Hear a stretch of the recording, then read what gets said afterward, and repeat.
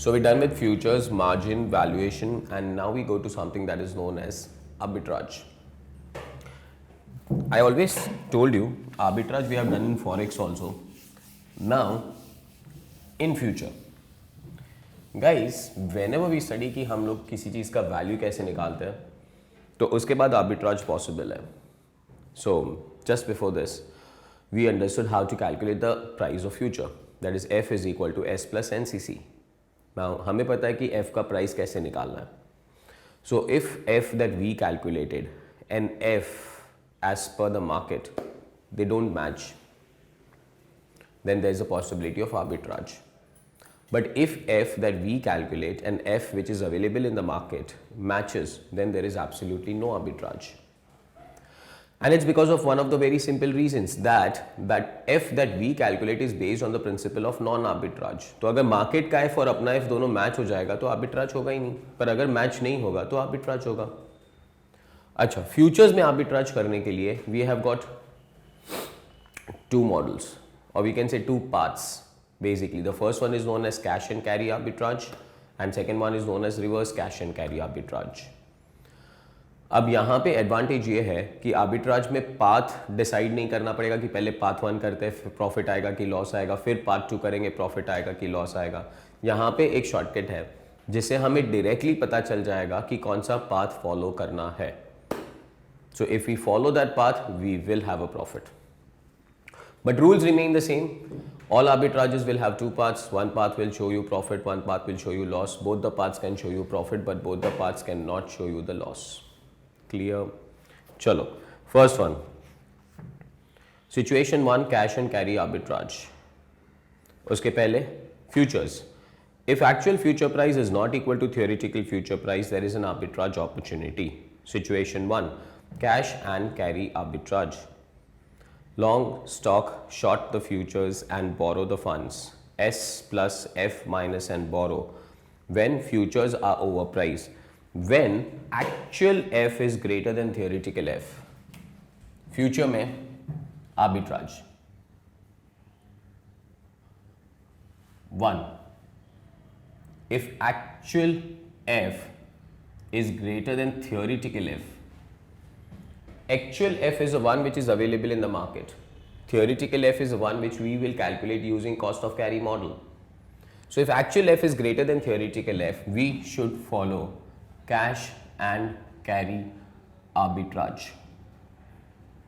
We should follow cash and carry arbitrage. Now what is cash and carry arbitrage? Cash है carry करो मतलब S plus F minus and borrow. This should be your strategy. अच्छा, first setup कर लोगे तो automatically सब कुछ clear हो जाएगा. Cash and carry, cash दो stock खरीदो. S plus, अगर S पे plus जा रहे हो तो F पे minus जाना है और S पे plus पैसा आएगा कहाँ से? Borrow. So it's S plus F minus and borrow. Clear? Oppositely, second, if actual F is less than theoretical F. If actual F is less than theoretical F, then we should go for reverse cash and carry model. We should follow reverse cash and carry model. Are we clear with that one? Now, what is reverse cash and carry model? Reverse cash and carry. Cash नहीं है. So, S minus F plus and invest. Cash नहीं है, S minus, I am not saying S plus, S minus. Stock बेच देंगे, future खरीदेंगे और stock बेचने से जो पैसा आएगा वो हम इन्वेस्ट कर देंगे. Practically this is not possible because S minus जाना प्रैक्टिकली पॉसिबल नहीं है. So we have to go S minus F plus and invest, but this is only in books, not in actual practice. Arbitrage कैसे याद रखना है? First one, if actual F is greater than theoretical F, cash and carry model. If actual F is less than theoretical F, reverse cash and carry model. Cash and carry, S plus F minus and borrow. Reverse cash and carry, S minus F plus and invest. चकास? Too good. एक question रखा है मैंने आपके लिए. Question number 12. Stock price of RM is 640. RF is 10%, dividend yield is 1%, show the and 3 months forward purchase or futures purchase price is 780. Show the process of arbitrage. First one. और solutions भी step के साथ बनाओ guys. सबसे पहले step number 1 and I'm on question number 12. Actual spot is 640. Actual F is 780 and I will start my calculation. Step number 1, I'll calculate theoretical F. Theoretical F as per what? अपना COC model. F is equal to S plus NCC. NCC stands for net cost of carry. Dividend yield उन्होंने 1% दिया है, so F is equal to spot 640 plus interest करना पड़ेगा. Interest RF they have told you is 10% per annum. अपने को जाना है 3 month forward, मतलब can I say 2.5% for 3 months into 1.025. I don't see any storage cost. Dividend yield, is it monetary benefit foregone? And dividend yield is 1%. Guys, dividend yield is always on the market price of the stock. And market price, spot price is 640. So, minus 1% of 640. I don't see any convenience yield also. NCC याद है ना? Interest, storage cost, monetary benefit foregone, convenience yield. Interest आ गया, storage cost नहीं है, monetary benefit आ गया, convenience yield नहीं है. चलो, calculation please. First one, 640 into 1.025 minus 1% of 640 minus 6.4, I'm getting an answer of 649.6. 649.6. ये क्या मिला 649.6 हमें? Theoretical F. Actual F है, theoretical F है. Step number 2, strategy decide करो. Strategy is actual F is greater than theoretical F. 780 is greater than 649.6. If actual F is greater than theoretical F, strategy should be cash and carry. Point number 2, actual F is greater than theoretical F, then we should go for cash and carry. So cash and carry, that is S plus F minus and borrow. Step number 1, theoretical F calculate करो. Step number 2, actual F और theoretical F को compare करो. Step number 3, this is 2. Step number 3, profit calculate करो. चलो, future में जाके कोई भी प्राइस हो जाए F का, कोई भी price, what will happen? You will gain. And what are you going to gain is a difference between the two future prices. So my gain will be equal to 780 minus 649.6 multiplied by futures है. Future का lot size बताया उन्होंने question में. Lot size is 500. So future का lot size is 500. So 649.6 minus 780 into 500, आपको profit होगा 65,200 का. Is this clear? Too good. जकास ना? परफेक्ट. अच्छा, एक और चीज, ये सिर्फ आपके और मेरे बीच में एग्जाम में लिखने की जरूरत नहीं है. हम चेक करते हैं कि क्या हमें रियली 65,200 का प्रॉफिट होगा. Let's say after 3 months spot is equal to future is equal to 800. After 3 months, spot price will be equal to future price on that date and it ends at 800. हम लोग ने transaction किया है S plus F minus and borrow, और 3 महीने के बाद price आ रहा है 800. चलो अभी हमें ये जानना है कि हमें प्रॉफिट हो रहा है कि लॉस हो रहा है. So first one, S plus गए थे हम लोग. S प्लस कितने पे गए थे? 640. और हमारा प्राइस कहां पे एंड हो रहा है? 800. कैन आई से वी आर हैप्पी? भाई प्रॉफिट हुआ कि नहीं हम लोग को? कितने का प्रॉफिट हुआ? 800 minus 640 into 500 is a lot size. 800 minus 640 into 500 is equal to 80,000 का प्रॉफिट. S प्लस में F पे आप माइनस गए थे. कौन से वैल्यू पे आप माइनस गए थे? 780 पे. थियोरिटिकल एफ पे कोई ट्रांजैक्शन नहीं होता, सब एक्चुअल पे होता है. थियोरिटिकल हमने सिर्फ कंपेयर किया था ताकि ये जाने कि हमें क्या करना है, कैश एंड कैरी करना है कि रिवर्स कैश एंड कैरी करना है. सो एफ पे माइनस गए थे भाई, 800 हो गया प्राइस माइनस 780 इंटू 500, हमें लॉस हो गया 20 रुपए का. So 20 into 500 we are getting a loss of 10,000. 80,000 का प्रॉफिट, 10,000 का loss. So S plus F minus, और हमें बोरो करना पड़ा था और बोरो किया तो इंटरेस्ट पे करना पड़ेगा.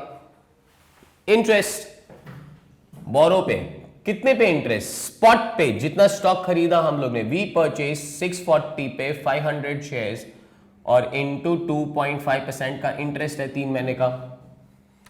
640 into 500 into 0.025, answer is 8,000. What is 8,000? Interest, outflow, dividend. Can I say dividend मिलेगा? Inflow, because S plus गए हैं आप, स्टॉक खरीदा था, डिविडेंड मिलेगा. डिविडेंड 640 स्टॉक खरीदा 500 पे, उसका 1% डिविडेंड यील्ड है. 640 into 500 into 1% is equal to 3,200. Now we calculate the answer. That is 80,000 minus 10,000 minus 8,000 plus 3,200. Answer is 65,200 होना ही है. पक्का? That's arbitrage. Futures arbitrage. I'll revise it with you. Cash and carry, reverse cash and carry. Theoretical F calculate करो, उसके actual F से compare करो. If actual F is greater than theoretical F, cash and carry. Cash and carry का मतलब है S plus F minus and borrow. Reverse cash and carry, S minus F plus and invest कब करोगे? If actual F is less than theoretical F. पक्का? Too good. Fabulous you guys are, हाँ? चलो, क्या क्या हो गया? Margin आ गया, वैल्यूएशन आ गया, आर्बिट्राज आ गया, बीटा मैनेजमेंट. अरे बहुत एक छोटू सा टॉपिक था ना beta management, if you remember. Now what was beta management? I have a portfolio and this is little bit of a portfolio management. Basically portfolio management ही है, पर यहाँ पे फ्यूचर से डील करते हैं, इसलिए हम इस चैप्टर में पढ़ते हैं इस वक्त. सो हमारे पास एक पोर्टफोलियो, उसका बीटा है, and I want to increase the beta और I want to decrease the beta. वो बीटा अचीव करने के लिए we have one simple formula. How many lots पे फ्यूचर्स प्लस जाना है या फ्यूचर माइनस जाना है. परफेक्ट है. Book again. Beta continuation. Beta management. Number of futures और कॉन्ट्रैक्ट्स टू बी ब्रॉट और sold X is equal to value of the portfolio target beta minus beta of portfolio upon f, that is futures का purchase price, into m multiplier into beta of futures. पूरा लिख के दिया है माने वहाँ पे. First one value of portfolio, target beta, it is not given, then zero कर दो. Beta of portfolio, beta of futures and this and that. Beta management. Question पे जंप मारो. Question number 13. This was 12, we are done with it. And I'm looking at question number 13. Chalo. First, RM is invested into the following 4 stocks: R, M, H, P. Now, what do we have? R, M, H, P.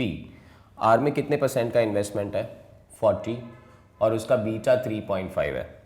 M में 30% का investment करके रखा है और उसका beta है 2. H में हमने 20% का इन्वेस्टमेंट करके रखा है, उसका बीटा है 1. P में हमने 10% का इन्वेस्टमेंट करके रखा है, उसका बीटा है 0.5. R, M, H, P. Correct. Question, what is the beta of the portfolio? Guys, portfolio analysis का फॉर्मूला याद आना चाहिए. Beta of the portfolio is nothing but weighted average of individual stocks. So 1, beta of the portfolio is equal to 0.4 into 3.5 plus 0.3 into 2 plus 0.2 into 1 plus 0.1 into 0.5 is equal to, chalo, first one, 3.5 into 40%, 2 into 30%, 1 into 20%, 0.5 into 10%, I'm getting a beta of 2.15. What do you mean by beta of 2.15? That means if the market goes up by 1, the portfolio will go up by 2.5. That's the beta of the portfolio. If market goes down by 1, portfolio will go down by 2.15. How many futures contracts should be bought or sold if the futures purchase price is 4,000 and lot size is 50? If you want to completely hedge the portfolio, you want to completely hedge the portfolio यार, मतलब अपने को beta zero करने का है. Beta zero करने के लिए फ्यूचर्स में खेलना है. This is hedging of a portfolio against the future. तो फ्यूचर में क्या करोगे? Either we'll buy or we'll sell. वो ऑटोमेटिकली फॉर्मूला में आ जाता है. कितना लॉट बाय करना है, कितना लॉट सेल करना है, that will be coming out of the formula. So 2 number of lots is equal to value of portfolio multiplied by target beta minus beta of portfolio upon f into m into beta of futures. First one, just an assumption. यहाँ पे मैंने आपको question में ऊपर लिख के नहीं दिया, मैंने 5 करोड़ रुपए इन्वेस्ट किया है. So value of the portfolio is equal to 5 crore. Target beta is 0. Beta of the portfolio is 2.15 divided by f. F is equal to what? Futures का purchase price, I can see futures का purchase price at 4,000. Multiplier is 50. Beta of the future, market he beta of the future is equal to 1. 5 crore, 0 minus 2.15, 4,050 and 1. You are getting 537.5. That is 538 future पे आप minus जाएंगे, because ये answer minus आएगा. Future पे minus जाना. अब future पे minus जाएंगे तो हमें नो प्रॉफिट नो लॉस होगा. हेजिंग हो चुका है. चेक करना है, फिर से एग्जाम में नहीं दिखाना पड़ा. चेक देखो 500 लाख 5 करोड़ का पोर्टफोलियो था. सपोज अगर मार्केट 10% से नीचे चला गया, सो इंटू 10%.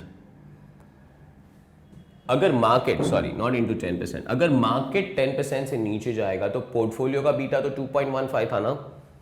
सो 10 इंटू 2.15, कुछ भी कर रहा हूं मैं, 21.5% से मार्केट नीचे जाएगा. 500 lakhs into 0.215 is equal to 10,75,000 का लॉस.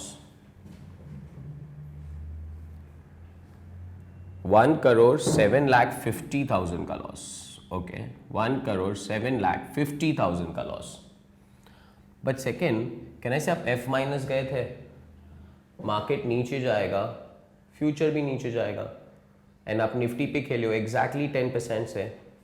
आपने 537.5 ले रहा हूँ एग्जैक्ट आंसर निकालने के लिए, 537.5 लॉट्स पे माइनस गए हो इंटू 4,000 जो फ्यूचर परचेज प्राइस था उसका 10% आएगा खाली 400.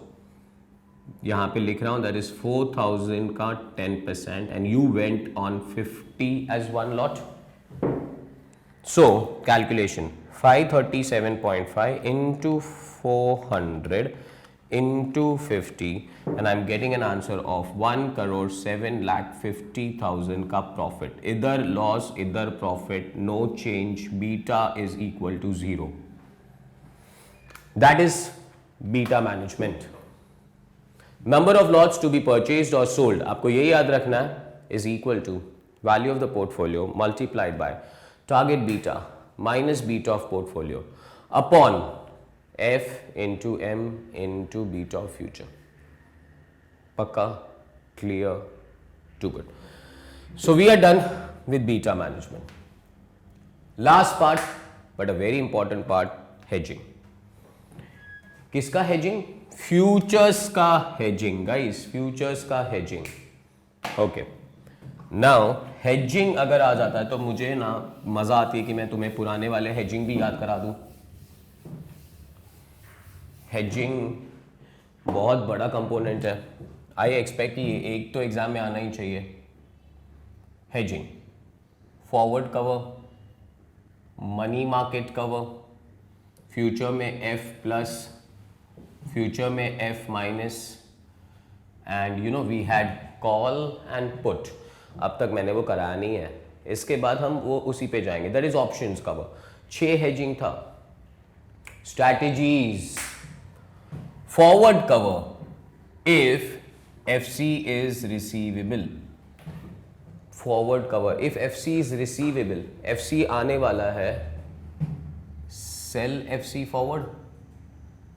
If FC is payable, buy FC forward. Simple strategy, too good. Money market cover, FC is receivable, receivable है, फर्स्ट पोजीशन को काटना है, तो क्या करेंगे अगर एफसी इज रिसीवेबल? तो काटने के लिए पेएबल पोजीशन बनाना है। पेएबल पोजीशन बनाने के लिए बोरो, बोरो करके सेल, सेल करके इन्वेस्ट, बोरो सेल इन्वेस्ट। एफसी पेएबल होगा तो इन्वेस्टमेंट पोजीशन बनाना है, रिसीवेबल मतलब इन्वेस्ट, इन्वेस्ट करने के लिए बाय, बाय करने के लिए borrow. This is forward cover, this is money market cover. Futures cover, future cover याद रखने के लिए फॉरवर्ड कवर याद रखना था, simple.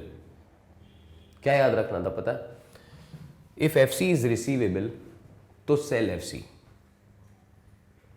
Cell FC, sell FC, sell का मतलब माइनस जाना। बट अगर फ्यूचर्स का, पर अगर फ्यूचर्स एफसी का अवेलेबल नहीं है तो फ्यूचर होम करेंसी का अवेलेबल होना चाहिए, और अगर होम करेंसी के फ्यूचर पे तुम्हें खेलना है then it should be buy FC, buy FC नहीं, buy HC.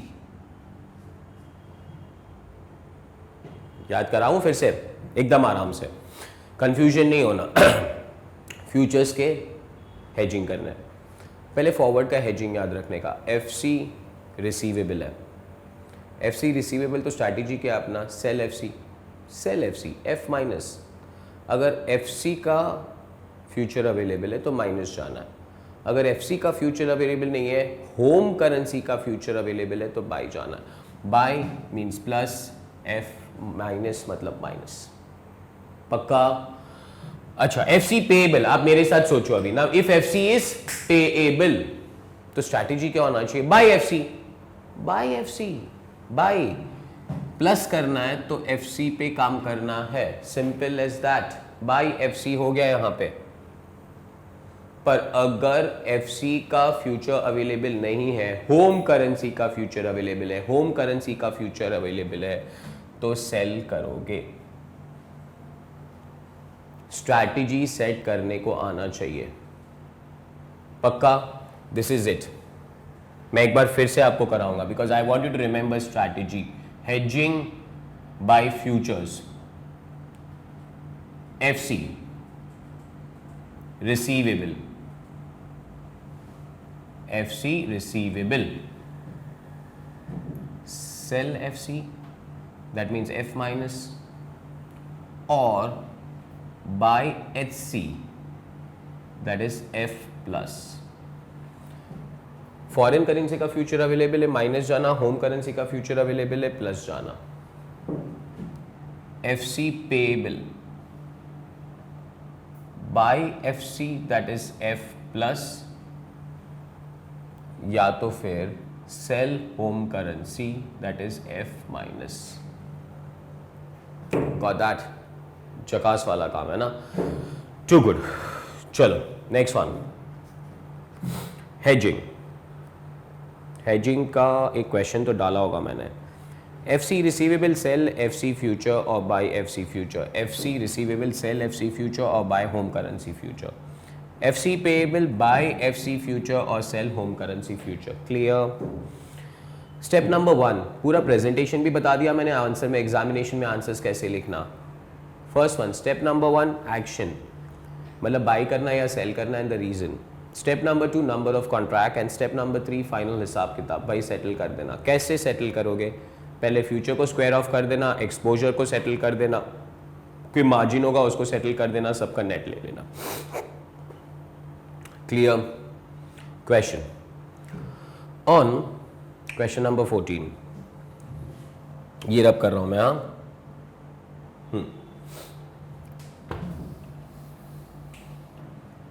Question number 14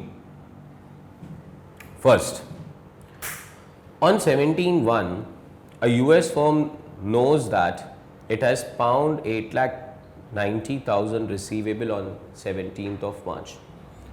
17th of Jan पे खड़ा हूँ, US फर्म है, पाउंड 8,90,000 रिसीवेबल है after 2 months, that is on 17th of March। Even before reading it ahead ना, एकदम आराम से सोचते हैं। यूएस फर्म है, मतलब हम लोग यूएस में, एफसी रिसीवेबल है। गाइस अगर एफसी रिसीवेबल है तो आपका फ्यूचर में स्ट्रैटेजी कौन सा होना चाहिए? एफ प्लस क्या करोगे और एफ माइनस क्या करोगे? सिंपल सा काम। FC receivable, sell FC, F minus.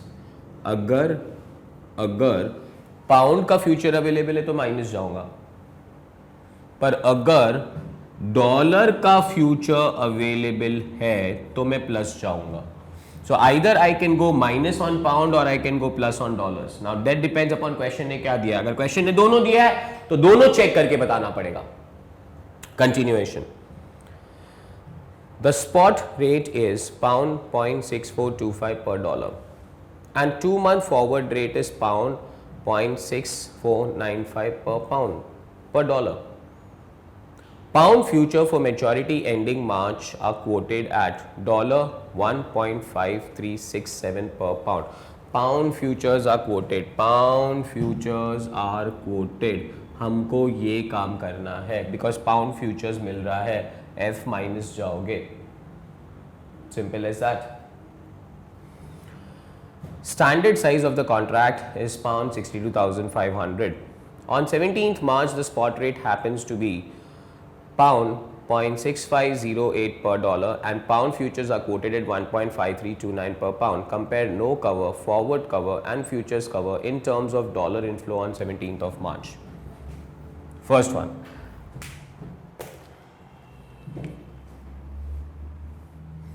Alternative 1. No cover. Alternative number 1 is no cover. Hedging ही नहीं करता है। अगर आप हेजिंग ही नहीं करोगे तो कैन आई से 2 months के बाद का एक्चुअल स्पॉट लगेगा। And what is spot after 2 months? No cover. The spot rate after 2 months happens to be pound 0.6508 per dollar.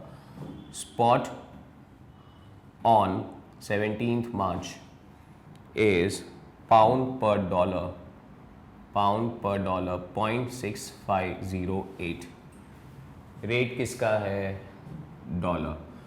Currency किस में है? Pound. Divide 8,90,000 divided by 0.6508। Perfect है। चलो calculation, 8,90,000 divided by 0.6508 is equal to 13,67,547.63 dollar receivable. इतना dollar मिलेगा, समझा? Alternative number 2, forward cover. Forward cover मतलब आज ही हेजिंग कर लो, फॉरवर्ड मार्केट में जाओ, फॉरवर्ड रेट उठा लो। What is forward rate? Forward rate 17 मार्च को नहीं पता चलेगा, 17 जैन को ही पता चल जाएगा। 17 जैन स्पॉट रेट बोला and 2 month forward rate. So 2 month forward rate, again the rate are dollar per pound, sorry pound per dollar is 0.6495. 0.6495 is equal to 8,90,000 divided by 0.6495. Jakas, chalo, calculations please. 8,90,000 divided by 0.6495 is equal to 13,70,284.83 dollar receivable. 1367 receivable अच्छा लगेगा, 1370 receivable अच्छा लगेगा. 1370. So as of now because अभी तक मैंने futures cover नहीं कराया, can I say as of now ये आंसर अच्छा है. This is no cover, this is forward cover. FC receivable, sell FC, you will receive home currency. Third one जो आपको सीखना है मेन इस क्वेश्चन में, and that is known as alternative number 3, future cover. Future cover practice. FC receivable है तो sell FC या तो फिर buy home currency. Sell FC का मतलब है F minus, bye home currency का मतलब है F प्लस. FC डॉलर के लिए, यूएस वाले के लिए FC पाउंड होगा, होम करेंसी डॉलर होगा. क्वेश्चन फिर से एक बार चेक करके बोलो, पाउंड फ्यूचर अवेलेबल है कि डॉलर फ्यूचर अवेलेबल है. I guess pound future available है, तो हमें यही करना है. सो स्टेप 1, F माइनस जाना है पाउंड पे. And what is the rate that they have given to you. Rate 17th of Jan को फ्यूचर का रेट चल रहा है डॉलर 1.5367 पर पाउंड. 1.5367 पर पाउंड पे मैं माइनस गया हूं. मजे वाला काम है.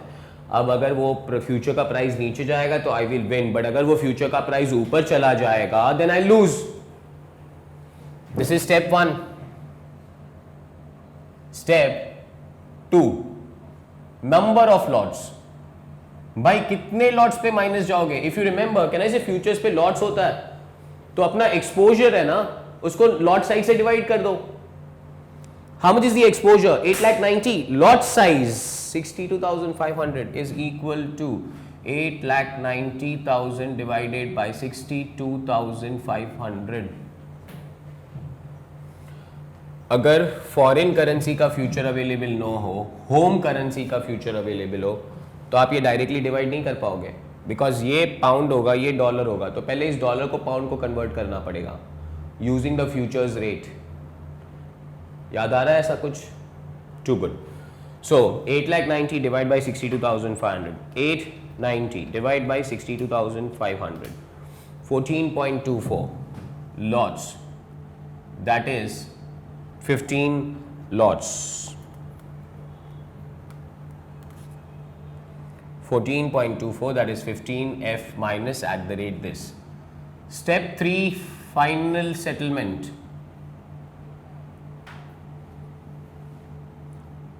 फर्स्ट वन, सबसे पहले फ्यूचर को सेटल करो.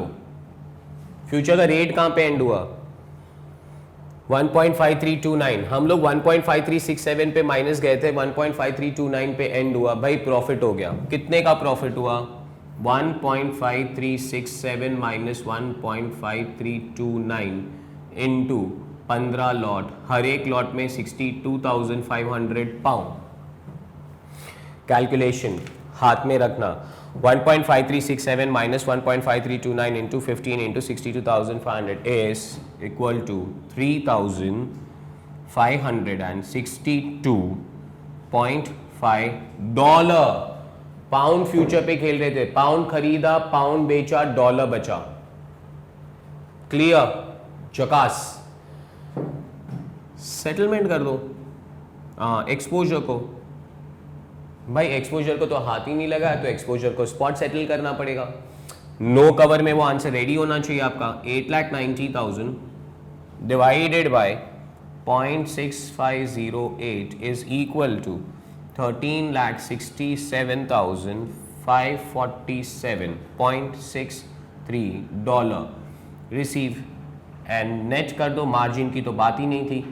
13,67,547.63 plus 3562.5 is equal to 13,71,110.13 receive 13,71,000 अच्छा लगेगा 13,71,000 ज़्यादा अच्छा है, इसको हटा दिया 13,71,000 ज़्यादा अच्छा है, यहाँ पे करने की जगह पे यहाँ कर देता हूँ। जकास, too good. I cannot do one more question if had a choice. अगर एग्जामिनेशन 5-6 दिन के बाद होता तो हम लोग कुछ और करते, बट आर्बिट्राज। चलो first one, futures margin. If you remember initial margin, maintenance margin, valuation F is equal to S plus NCC. NCC is equal to storage cost plus interest plus storage cost plus monetary benefit foregone plus convenience yield foregone. Monetary benefit foregone minus करना है, convenience yield foregone minus करना है, दोनों plus करना है starting वाला। Arbitrage, cash and carry, reverse cash and carry. If actual F is greater than theoretical F, cash and carry. Cash and carry का मतलब S plus F minus and borrow. Reverse cash and carry, S minus F plus and invest. Beta management, number of lots to be brought or sold is equal to value of portfolio multiplied by target beta minus beta of portfolio upon F into M into beta of futures. Clue. Hedging, FC receivable, sell FC or buy home currency. FC payable, buy FC or sell home currency. Chakas. That's all about futures guys. अब हम लोग किस पे जाते हैं? The next title, that is options.